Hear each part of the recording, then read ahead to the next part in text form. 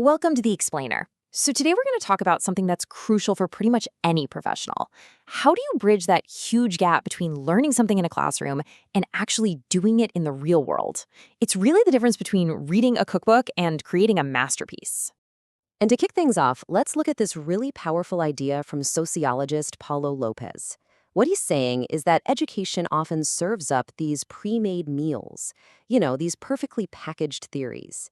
And students, well, they eat them up, they consume the information, but they never really get their hands dirty in the kitchen. And yeah, that brings up a really important question, doesn't it? It doesn't matter if you're a social worker, a software engineer, or a designer. How do you actually make that leap from just consuming information to creating something with it?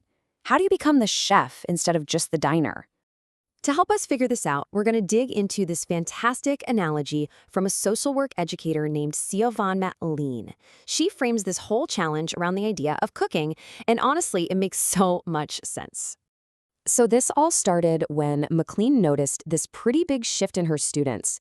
They used to be constantly asking, why, really trying to get to the deep understanding of things. But now they're much more focused on questions like, what form do I need to fill out? Or how do I do this step?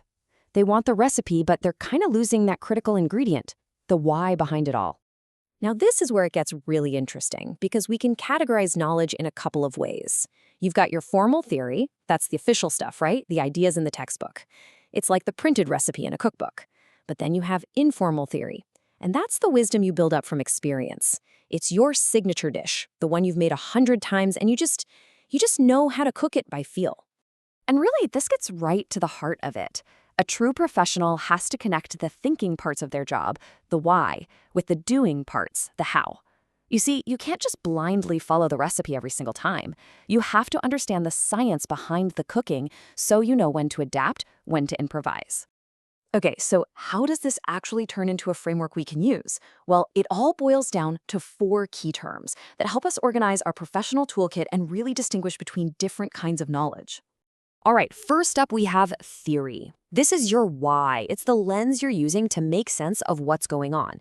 Think about something like attachment theory. It doesn't tell you exactly what to do, but it sure helps you understand what's happening.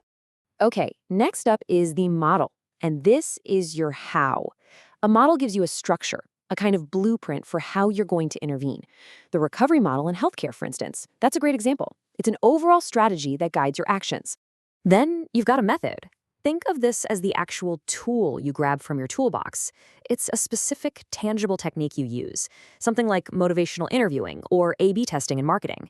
It's a very specific action that you take as part of your bigger model. And finally, we have the approach.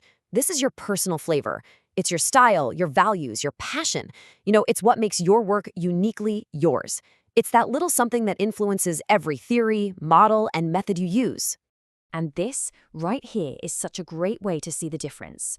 The model might be make a curry, but your approach, well, that determines what kind of curry it is. Is it a complex, traditional Balti, or maybe a quick and easy fish and chip shop curry?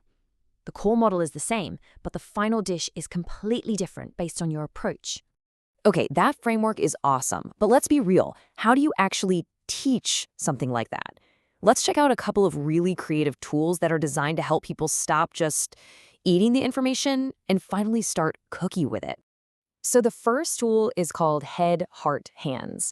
And it's this really simple but kind of brilliant metaphor that basically turns your own body into a map for professional knowledge. So think about it. Theory, your understanding, that lives in your head.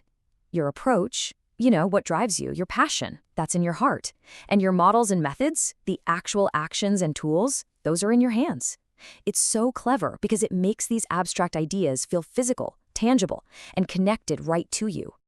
Okay, let's look at another one. This next tool is all about getting students to move beyond just retelling the story of a case and into actively analyzing and learning from it. So what you do is you just take a piece of paper and you divide it into 4 sections, kind of like the back of an envelope. And then you use it to break down a really complex situation into 4 simple, fundamental questions. Who is this person? Why are we even involved? What are we going to do? And where is this all taking place? But here's the magic, right?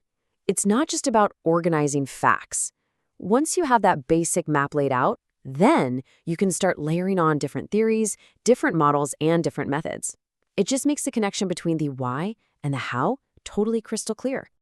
So when you put all of this together, all these tools and frameworks, what they're really telling us is that becoming a true professional, a master cook, is about so much more than just following the instructions on a page. You know, you could give 10 people the exact same recipe, and I guarantee you'd get 10 totally different dishes. Why? Because the recipe itself, it has no soul. You, the cook, the practitioner, you're the one who brings the soul, the passion, the humanity to the work. And that just leads us perfectly into this really profound thought from Carl Jung. It's such a powerful reminder that at the end of the day, after all the frameworks and all the models, our work is about human connection. The goal isn't just to be an expert, it's to connect soul to soul.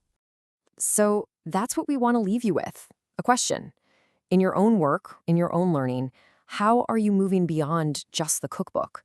What's the unique soul, that personal flavor that only you can bring to the recipe?